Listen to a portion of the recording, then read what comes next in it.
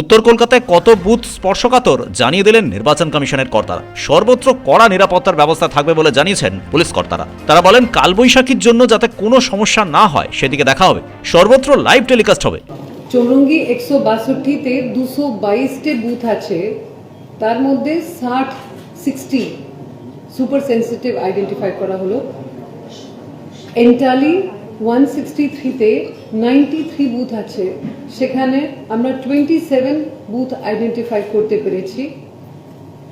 Beleghata 164-এ 117 booth আছে, সেখানে 32টা identify করেছি।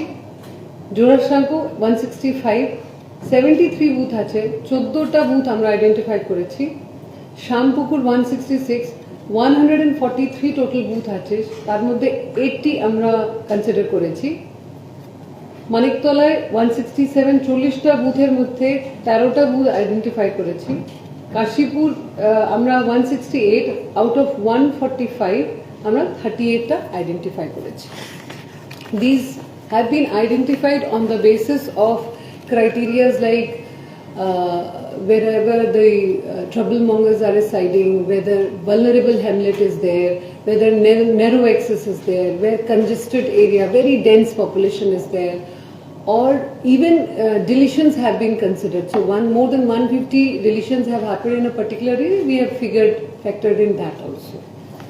So apart from this, the third thing that we would like to share with all of you is that KMC is also taking adequate steps in the view of nor'westers.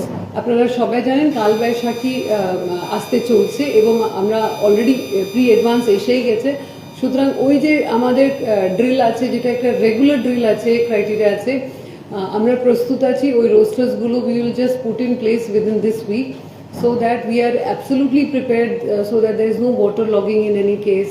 If the ঝড় বৃষ্টি হলে যদি কোনো গাছ গিরে যায় তাহলে সেটা শীঘ্রই আমরা যেন সরাতে পারি, so that অ্যাপ্রোচতে পোলিং প্রেমাইসে অ্যাপ্রোচতে কোনো বাধা না পড়ে, নর্মাল মানুষকে কোনো অসুবিধা না হয়। Apart from this, we would also like to inform you that আপনারা সবাই জানেন 100% ওয়েবকাস্টিং হতে চলেছে আমাদের। 100% ওয়েবকাস্টিং মানে একদম লাইভ টেলিকাস্ট হবে যে বুথে কি মানে কিভাবে ভোটিং চলছে, এবং এটা আরও লেভেলেও হবে, ডিও লেভেলেও হবে এবং সিও লেভেলেও হবে।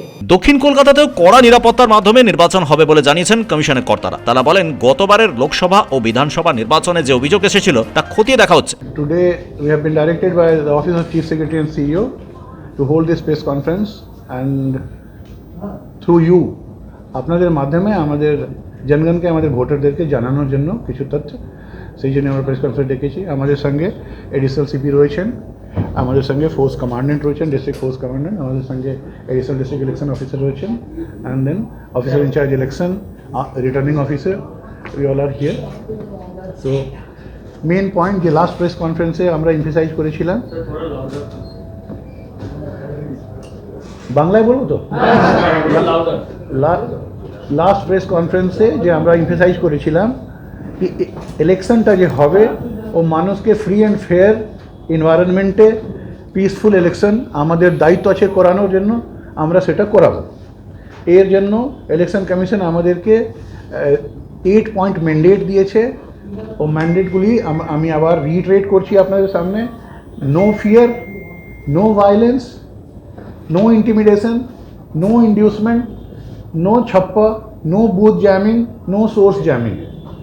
তারপরে free of involvement by staff of any government institution, public sector unit, autonomous body or local bodies in any activity or interference in the conduct of election. They will not be able to interfere in the conduct of election. এবার ভোটে আইনানুগ ব্যবস্থা নেওয়া হবে বলে জানিয়েছেন কমিশনের কর্তারা। শেখ ইরশাদ ও খালিদুর রহিমের রিপোর্ট, কুবের কলম ডিজিটাল।